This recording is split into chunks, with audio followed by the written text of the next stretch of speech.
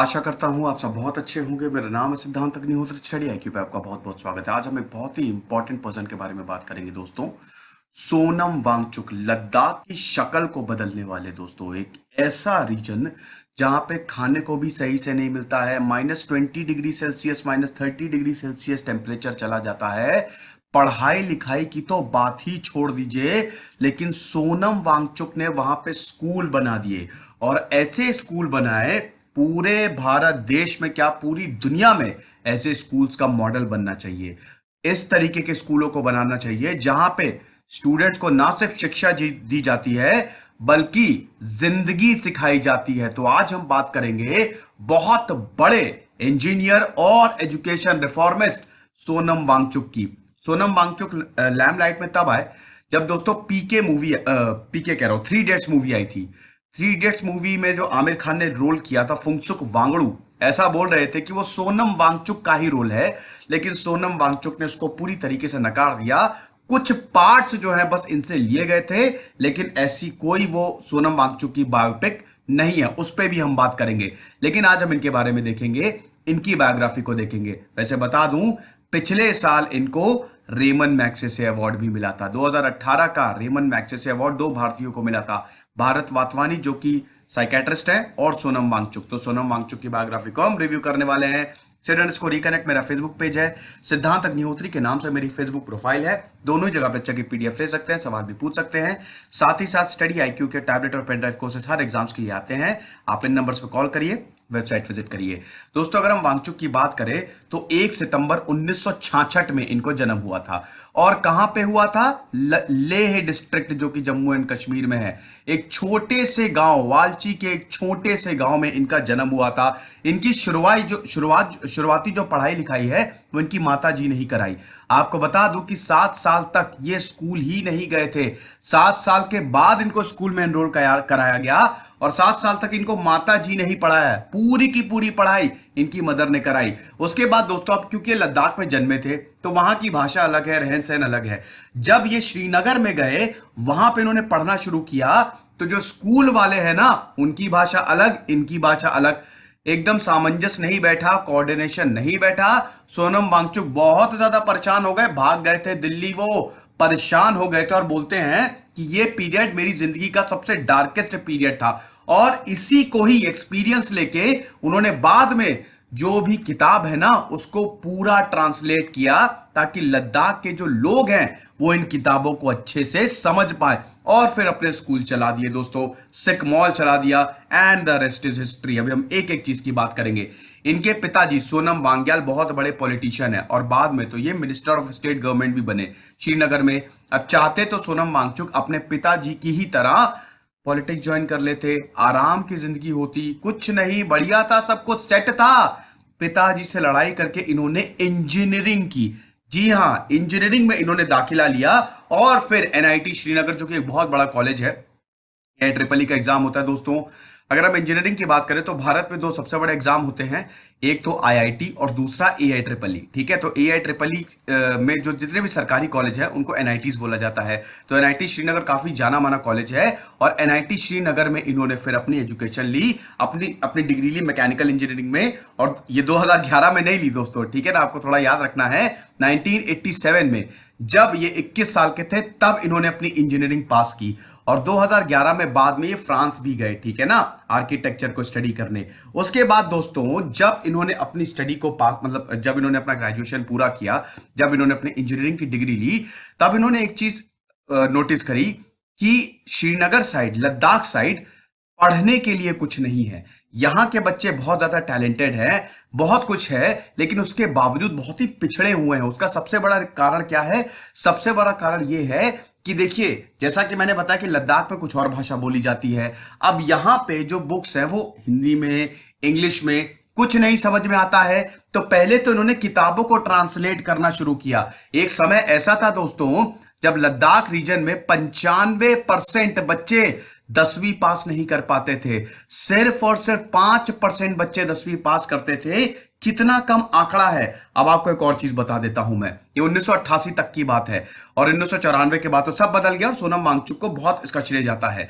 एक और चीज बता दूं, 2011 का जो सेंसस हुआ, उत्तर प्रदेश की बात करें तो अब एग्जैक्ट तो मुझे नहीं मालूम, लेकिन मिड 60 मतलब 65 या 66% जो लिटरेसी रेट था, ठीक है, वो इसी के अराउंड था। उत्तर प्रदेश हो गया, एमपी हो गया, उत्तराखंड हो गया, इन सबका लिटरेसी रेट जो है वो 66%, 63% इस तरीके के था। आपको पता है लद्दाख का कितना था? आपको विश्वास नहीं होगा, 77.20%। अब आप सोचिए जरा, एक स्टेट में जब 95% लोग 10वीं तक पास नहीं कर पाते थे, उस स्टेट का लिटरेसी रेट मतलब 100 में से 78 लोग वहां पे पढ़े लिखे हैं। ये सब सोनम वांगचुक की वजह से हुआ दोस्तों। इसीलिए तो इनको ट्रेंड सेटर बोला जाता है ना, इन्होंने सब कुछ बदल के रख दिया। वैसे भारत का अगर ऑल ओवर लिटरेसी रेट देखें तो 73% है, 72.98 टू बी प्रिसाइज, ठीक है ना। तो ये चीज है।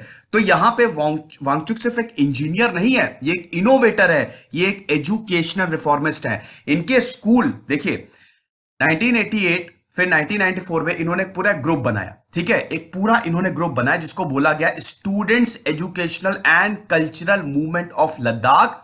इसको सिकमॉल बोला जाता है इन शॉर्ट। सिकमॉल लद्दाख में जितनी भी प्रॉब्लम्स है ना उसका सॉल्यूशन है। और यहां पे देखिए, किसी समाज में त्रुटियों को आप कैसे दूर करेंगे? समाज को ही शिक्षित कर दो। तो यहां पे इन्होंने पूरा बीड़ा उठा लिया। इनके जो स्कूल हैं, जो सिकमॉल के सेंटर्स हैं, इतने जबरदस्त है दोस्तों। अभी मैं आपको बिल्डिंग दिखाऊंगा, वो कमाल के हैं। इस तरीके का मॉडल होना चाहिए। यहां पे सिर्फ बच्चों को पढ़ाया नहीं जाता है, रटंत विद्या नहीं दी जाती है, यहां पे बच्चों को जिंदगी सिखाई जाती है। यहां पे बच्चों को, ये बच्चे ही स्कूल चलाते हैं। भारत में ये पहला ऐसा स्कूल है जिसको बच्चे चलाते हैं। फैकल्टी बहुत कम है यहां पे, ये सब कुछ बच्चों की जिम्मे है। और सिकमॉल से पढ़े हुए बच्चे, यहां पे जो बच्चे पढ़ के निकलते हैं वो आज बहुत बड़ी बड़ी पोस्ट पे हैं। और ये सब जब आए थे तो एज अ फेलियर आए थे, सब 10th फेल करके यहां पे आए थे।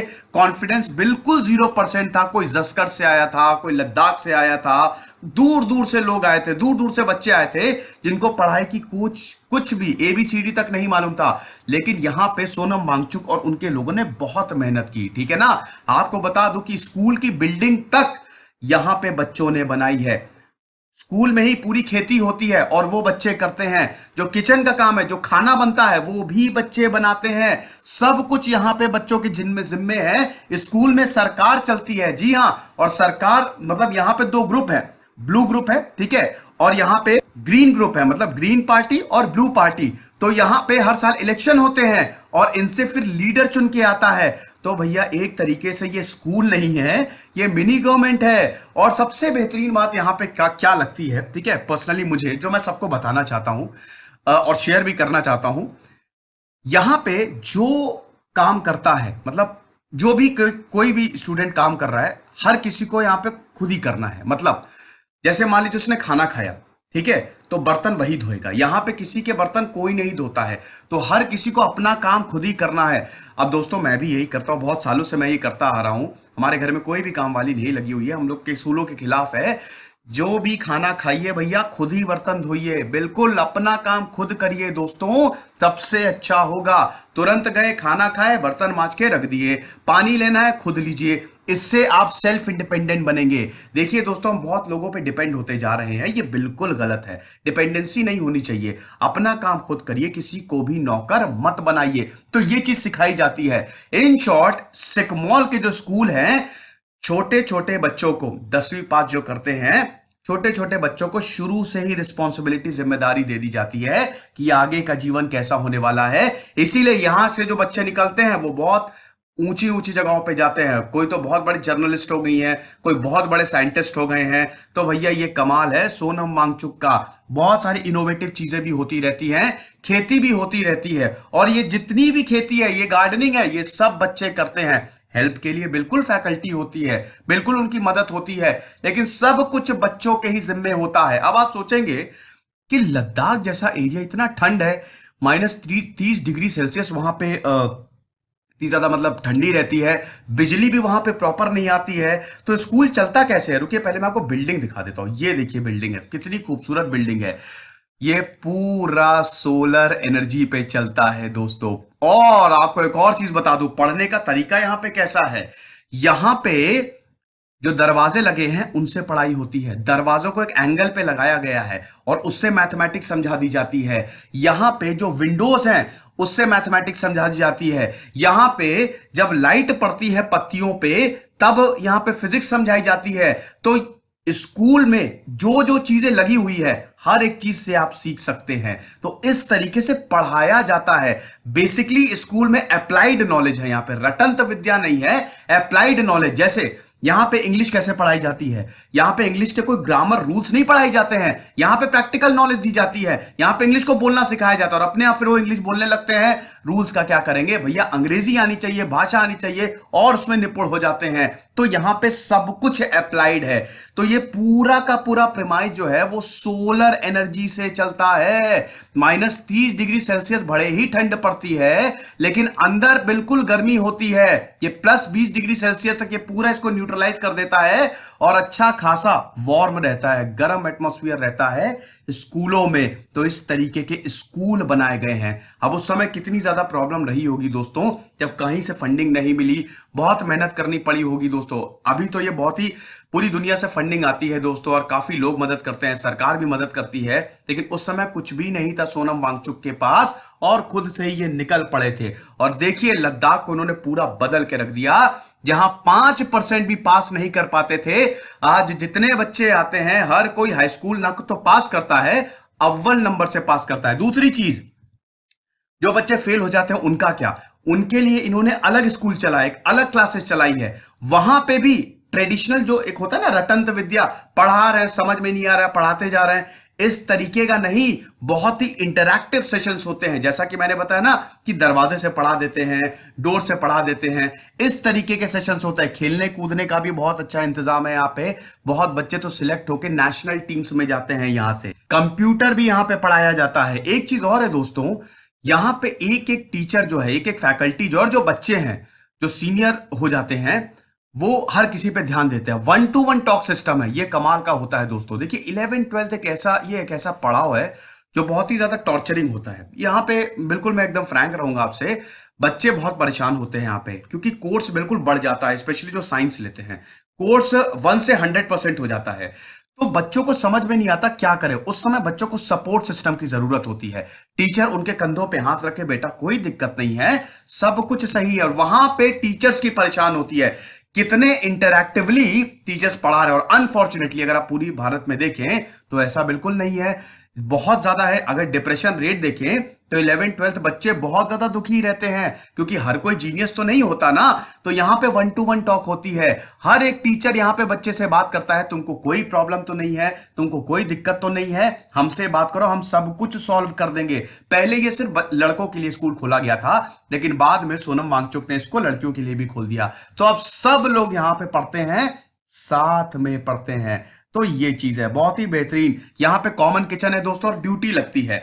यहां पे सब कुछ छात्र देखते हैं, पूरे स्कूल को छात्र मैनेज करते हैं, स्टूडेंट मैनेज करते हैं। और तब इनकी इतनी छोटी सी उम्र में इनको रिस्पॉन्सिबिलिटी दे दी जाती है और बहुत सारी चीजें इनोवेट करते रहते हैं, इन्वेंट भी करते रहते हैं। तो यहां पे कॉमन किचन है, खाने के बिना तो कुछ चलना नहीं है। तो यहां ड्यूटीज लगती है कि आज तुम खाना बनाओगे, आज तुम खाना बनाओगे। और हाँ, एक चीज तो मैं बताना ही भूल गया। अब आप सोच रहे हैं सर ये खेती करते हैं, सर ये किचन में काम करते हैं, सर ये बर्तन धोते हैं, सर ये पूरे बिल्डिंग को देखते हैं, बिल्डिंग को बनाते हैं। और ये बिल्डिंग भी बच्चों ने ही बनाई है, ठीक है ना, सब कुछ बच्चों ने किया है। एक एक ईंट में बच्चों का योगदान है। पढ़ते कब है? पढ़ने के लिए सबसे बेहतरीन बच्चे फ्री हैं। यहां पे रूटीन नहीं होता है कि सुबह 8 बजे क्लास लग गई, शाम को 3 बजे छुट्टी हो रही है। नहीं नहीं, क्लास 24 घंटे नहीं, मतलब 12 घंटे चलती रहती है, सुबह से लेकर शाम तक। आपको जब मन हो और जो पढ़ना हो आप पढ़िए। बच्चे बहुत जिम्मेदार है, क्योंकि दोस्तों इतनी कम उम्र में अगर जिम्मेदारी दे दी गई है तो कितना भी शैतान बच्चा हो वो सुधर ही जाएगा। और यहां पे आप कुछ भी पढ़िए, जब मन हो पढ़िए, आइए इनोवेट करिए। इस तरीके का ये स्कूल है दोस्तों, ये मॉडल है। ये मॉडल अगर भारत में लागू हो जाए तो कमाल हो जाएगा। और अब ये लागू भी हो रहा है, ठीक है ना। तो ये चीज है। उसके बाद दोस्तों सिकमॉल की मैं पूरी बात बता ही चुका हूं। फिर दोस्तों फिर 1993 से लेकर 2005 तक इन्होंने लद्दाख की प्रिंट मैगजीन के लिए काम किया। वैसे स्कूल की भी अपनी मैगजीन है और स्कूल में तो सरकार चलती है, वो मैं आपको बता ही चुका हूं, ठीक है। 2001 के बाद इनको बहुत सारी कमिटीज में भी इन्वॉल्व किया गया, ठीक है, ये मेंबर भी थे। प्लस ये काफी एनजीओ के साथ भी जुड़े हुए हैं। फंडिंग कहां से आएगी? यही सबसे तो आएगी, सरकार फंडिंग देगी, ठीक है ना। तो इन्होंने लद्दाख वॉलेंट्री नेटवर्क भी, बहुत सारे वॉलेंटियर्स आते हैं दोस्तों, अब तो दुनिया भर से आ रहे हैं वॉलेंटियर्स और लद्दाख में हेल्प करते हैं। जो स्कूल है हेल्प करते हैं, बच्चे कमाल कर रहे हैं दोस्तों, यहाँ के बच्चों का सबसे बेहतरीन यहाँ पे काम है, ठीक है ना। उसके बाद दोस्तों ड्राफ्टिंग कमेटी का भी इनको चेयरमैन बनाया गया है और vision document 2025, vision document Ladakh 2025 भी इन्होंने फ्रेम किया है कि 2025 तक तो हमको हर किसी को साक्षर करना ही करना है। उसके बाद दोस्तों Jammu and Kashmir state board of school examination का भी इनको मेंबर बनाया गया है, ठीक है ना। और क्योंकि जम्मू एंड कश्मीर से आते हैं ये, तो वहां पे सरकार अगर एजुकेशन के मामले में कोई भी रिपोर्ट पब्लिश करती है या कोई भी कमेटी बनाती है तो इनको जरूर इंक्लूड करती है, ठीक है ना। हिमालयन इंस्टीट्यूट ऑफ अल्टरनेटिव्स भी इन्होंने स्टैब्लिश किया है। उसके बाद दोस्तों सिकमॉल को इंटरनेशनल टेरर अवार्ड मिला था फॉर बेस्ट बिल्डिंग 2016, ठीक है ना। तो ये भी बहुत ही इंपॉर्टेंट है। इन्होंने काफी प्रोजेक्ट्स भी बनाए, इसमें से एक प्रोजेक्ट आइस स्तूपा है। देखिए जो पानी बर्बाद हो जाता है, गर्मियों में बर्फ पिघलती है, पानी बर्बाद हो जाता है, तो इन्होंने ऐसे छोटी कोनिकल शेप में ऐसे स्टूपास बना रखे हैं। तो यहां पे पानी इनमें स्टोर होता रहता है और ये स्टोर होके ऊपर जाता है। तो आप देखेंगे तो ऐसे ग्लेशियर टाइप का यहां पे बन जाता है पूरा, जो स्टूपा के बगल में ऐसे बर्फ सी जब जम जाती है तो ये पानी बाद में यूज होता है, तो ये फार्मर्स को बहुत ज्यादा हेल्प करता है। तो इन्होंने ये चीज बनाया और इसमें भी फिजिक्स का पूरा यूज है। भैया इंजीनियर है सोनम वांगचुक, तो पानी को भी बहुत अच्छे से बनाते हैं, बचाते हैं। अब अगर हम बात करें कि थ्री इडियट्स, देखिए थ्री इडियट्स एक मूवी थी, 2008 में आई थी, शायद 2009 में आई थी, ठीक है। तो थ्री इडियट्स मूवी थी, उसमें आमिर खान ने रोल प्ले किया था फुंगसुक वांगडू का। अब ये बोला गया जो आखिरी में आमिर खान वो स्कूल जो होता है वो सोनम वांगचुक के ही स्कूल से प्रेरित है, बिल्कुल उनसे प्रेरित है, लेकिन वो बायोग्राफी नहीं है सोनम वांगचुक की। खुद उन्होंने क्लियर किया है कि आमिर खान की मुलाकात उनके एक अवार्ड शो में हुई थी। सोनम वांगचुक को एक अवार्ड मिला था, ठीक है, IBN 7 का वो अवार्ड शो था। तो वहां पे उन्होंने ये बोला था कि उनको तारे जमीन पर बहुत अच्छी लगी थी आमिर खान की, और उन्होंने ये बताया कि ऐसा कुछ क्रिएट करें, क्योंकि लद्दाख में पढ़ने लिखने के लिए कुछ नहीं है, तो हम कुछ ऐसा माहौल क्रिएट करें ताकि हर जगह से जितने ज्यादा बच्चे हो सके जिनके पास पढ़ाई के लिए ज्यादा साधन नहीं है वो हमारे पास आए और अच्छे से पढ़े। तो वहां पे आमिर खान बैठे थे। उसके बाद फिर थ्री इडियट्स की टीम गई थी सोनम वांगचुक के स्कूल में, तो ढेर सारा प्लास्टिक का कचरा लेके गई थी और बता भी नहीं रही थी कि हमको शूटिंग करनी है। तो यहाँ पे सोनम वांगचुक के स्कूल में बिल्कुल मना कर दिया और फिर वो मूवी रिलीज हुई। और जब वो मूवी रिलीज हुई तो सोनम वांगचुक को बहुत सारे कॉल्स है, आपके पे मूवी रिलीज हो गई है, आपकी लाइफ पे मूवी रिलीज हो गई है।